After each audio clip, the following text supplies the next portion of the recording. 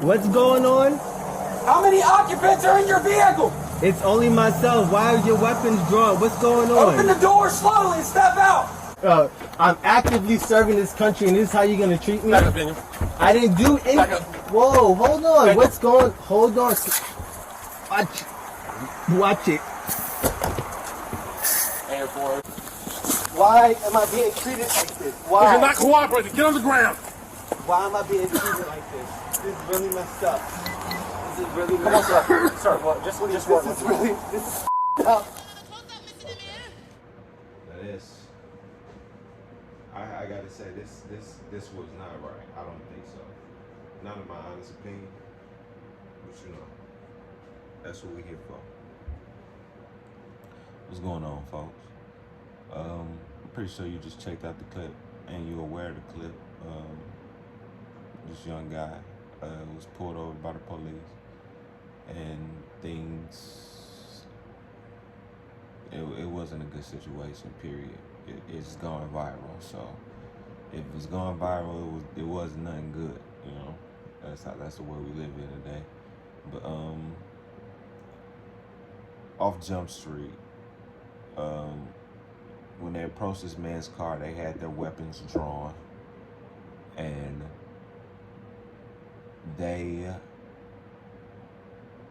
were, I guess, they weren't approaching it in a calm way, just for a simple apparent traffic stop. They didn't approach it in a way you would expect the traffic stop to go. They did not approach it in that way. Like I said, they had the guns drawn, and they were using kind of, they was adding some bass to their voice. They wasn't talking politely. Let's just say it like that. And you gotta understand it. Just trying to be in the middle of everything. Police are public enemy number one at the moment. Throughout the United States, police are on high alert. Police are being killed. Police are getting into these crazy altercations. So, like I said, public enemy number one, the police. 'Cause that's what the news. That's the picture that the news paints. So, let's just hypothetically say, and let's look at it from that way, that they aren't as easygoing at the moment. They're really on edge about everything because, like I said, police are dying every day from crazy people with guns. But taking that to effect, after seeing this video, at the end of the video, the guy, the lieutenant, the so-called suspect was on the ground. He was saying, he was being forced on the ground. He was saying, this isn't right. This isn't right. And I honestly, I sympathized for him because I did feel like this was unnecessary. A lot of this was unnecessary.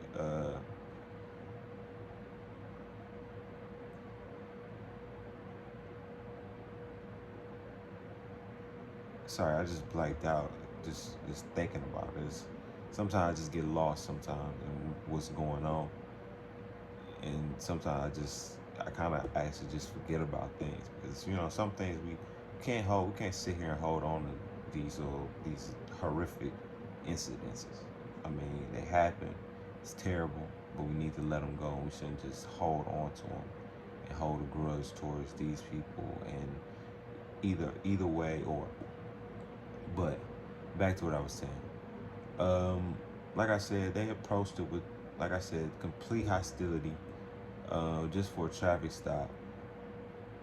They did approach it with that hostility, I understand, because when he got pulled over, when he was when they originally initiated the stop, it was away from the gas station. So the suspect continued to drive until he got to a well-lit area so that he could be aware of his surroundings and be in a public place, which is I think is fine. it makes sense to me. I've been told that same thing, that if you don't feel comfortable, you should keep driving until you find another police officer or you like find a well-lit area. So that makes sense. So that's why I'm guessing that's why the police decided to, take such a hostile, approach at this, because they was like, okay, why you ain't stopped. But from when they approached the car, I mean, I would think that they would notice is this he has a army or army military uniform on, and even when talking to him, he seemed like a stand-up guy. Um, he had a license plate on his car. I believe they did say they pulled him over because they didn't see a license plate, but there was a paper plate in his window. But that's neither here nor there. But okay, so after the fact, like I said, he seemed like a respectable guy just from the body cam. But the police officer, especially the older police officer, seemed like he really didn't care about what he was talking about. He wanted him to get out of the car, and there was no talking about it. He just wanted him out of the car, and yada yada yada, and it escalated from there. So I say in this instance, the point of escalation was immediately. Like I said, police hopped out, and they was hostile. They approached it with a hostile take on it. And I did notice that the young officer that was assisting the elder officer, he kind of tried to defuse the situation a couple times, just telling the guy, like, come on, man, just get out the car. Just put your hands behind your back, man. Come on, just comply, man, And it's always one police officer in every instance, it's always just like, okay, come on, maybe this is a little bit too much, It's always that one logical officer that's just, okay, this is escalating too much. So he decides to put the elder officer, like I said, the young officer, he didn't seem like he was he didn't seem like he was all agreeing with what the elder officer was doing. It seemed like he was just, along for the ride, and he had to really just follow his superior, which is, protocol. But yeah, it just seemed like it got ridiculous. The guy was just trying to figure out, okay, what's going on? Why are you arresting me? And, from what I know, they have to explain why that they're doing the things that they're doing. Why did they pull you over? Was the first initial question, I'm guessing. And I'm guessing that's what he wanted to know. With his hands out the window, because we know, somehow guns get drawn and people do get shot. So he was taking his initial instinct to stick his hands out the window to let them know you are completely safe. I have no weapon, and I plan to draw no weapon on you. So that was right in my eyes. And like I said, from there, it seemed like the older officer I don't know what mind state he was in. I don't know if he was scared. I don't know if he just seen a video of another police officer being shot because I seen one. I don't know, but he decides to pepper spray this guy when all he wants to do is just know, well, what are you doing? Why are you messing with me?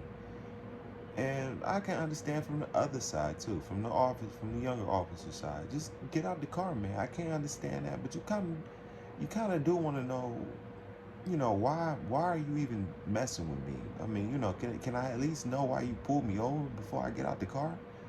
Can I at least know your reason? And we saw from the body cam that he gave no reason. He didn't even tell why. Why did he pull him over? Because that would have been completely fine. But I don't know. Maybe he did tell him. Maybe that slipped over my head. Like I said, by the end of the video, we all saw this man basically saying, this isn't right. And I have to completely agree with him on this. This whole situation, this was not right in my eyes. Like I said, I mean, of course, you can look at it either way. The guy could have just got out the car and complied with the officers. Or the officers could have just told him the reason why just gave him the reason. At least give him the reason why he's being pulled over. Besides just, tell him to get out the car. I don't know though. It's fucked up. On part of my language, it's messed up because the older officer, lost his job because of it. I'm not sure what he's got going on in his personal life, but I don't know if he's been doing this for a while because, I mean, what if he's got a retirement, or what if he missed out on a retirement because he got fired? Who knows? I don't know how that's gonna play out. This was just, this was just a good example of bad police training and bad police procedure. I don't know. Like I said, no, we can blame the, you know, whoever trained these guys. We can blame them, or we can blame the individuals themselves, like this older officer. But that's like psychological people. That's like psychological thing. We gotta know who's protecting our neighborhoods. Do they have our best interest? Do they have people's best interest? Not just a certain group of people. Not just Asians, or not just white, or not just black. We need officers that protect people, not no specific ethnicity. Of course, they're all bad. There are bad apples, and we have to make sure that our cops know that not all apples are bad apples. Not all pears are bad pears. All grapes are not bad grapes. All bad grapes aren't bad grapes. You know what I'm saying? You get the analogy that I'm trying to make. So, like I said, this was completely a good example of bad police training. But if you noticed, they can't really you can't really spin this no racial way, because and the media can't spin it in a racial way, because the guy was actually he looked to me like he was of some type of light-skinned black descent. So can't spin that. Can't make it a white cop kill another black guy. But I mean, that happens every day, man. It takes two to tango. So whenever these things happen, whenever these incidents happen, it's always something that they could have did differently to change the outcome, or they could have did differently to change the outcome. This time, I think that the officer was more at fault. He definitely could approach this more in a much better way, especially after finding out guys a fellow, Army lieutenant or whatever. He's serving the country as well. But